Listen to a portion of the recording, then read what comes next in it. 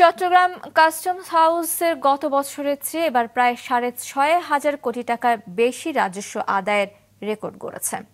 আন্দোলন সহ নানা কারণে জাতীয় রাজস্ব বোর্ডে অস্থিরতা চললেও বর্তমানে স্বাভাবিক গতিতে এবং জনস্বার্থকে প্রাধান্য দিয়ে কাজ চলছে বলে জানান কাস্টমস কর্মকর্তারা। নাজমুল সাদিকের রিপোর্ট।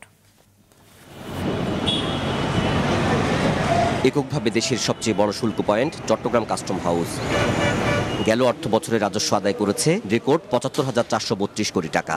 এর আগের বছর যা ছিল ৬৮,৭৫৫ কোটি। আগের অর্থ বছরের তুলনায় প্রায় এটা ৬ থেকে ৭,০০০ কোটি টাকা বেশি।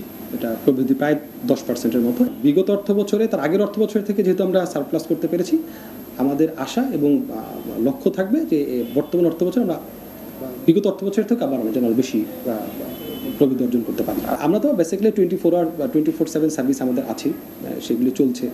কিছু সার্ভার বা অন্যান্য কোনো থাকলেও আমরা একটু লং টাইম আমাদের অফিসাররা কাজ করে সেটা কভার করে দিচ্ছি আর কি। রাজস্ব আহরণের ধারাবাহিকতা বজায় রাখতে কাস্টমস কর্মকর্তাদের ব্যবসা বান্ধব মানসিকতা ও অংশীদারদের মতামত নিয়ে সমন্বিতভাবে কাজ করার পরামর্শ ব্যবসায়ীদের।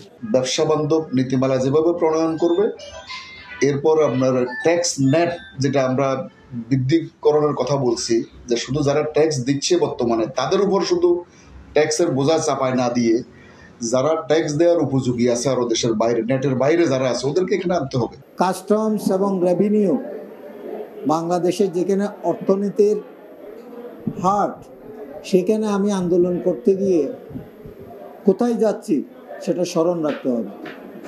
কারণ আমি এমন একটা জায়গায় আছি, আমাদের যারা কাস্টমসের কর্মকর্তাবৃন্দ, এনবিআর এর কর্মকর্তাবৃন্দ, তারা বাংলাদেশের অর্থনীতির 60% যেখান থেকে যোগান দেওয়া হয় সেখানে আছে। সুতরাং কাস্টম বন্দরের ব্যাপারে কোনো সিদ্ধান্ত এবং আন্দোলন করার পূর্বে অনেক চিন্তা ভাবনা করা উচিত, আমাদের জাতীয় চেতনা আসা উচিত আমাদের। গেল অর্থ বছরে দেশে রাজনৈতিক অস্থিরতা, কাস্টম হাউসে বিক্ষোভ ও শাটডাউন কর্মসূচি সহ জটিল সময় পার করেছে। জনস্বার্থ বিবেচনায় এখন ছুটির দিন সহ রাতেও শুল্কায়ন করা হচ্ছে বলে জানিয়েছেন কাস্টমস কর্মকর্তারা। নাজমুল সাদিকি, মাছরাঙ্গা সংবাদ, চট্টগ্রাম।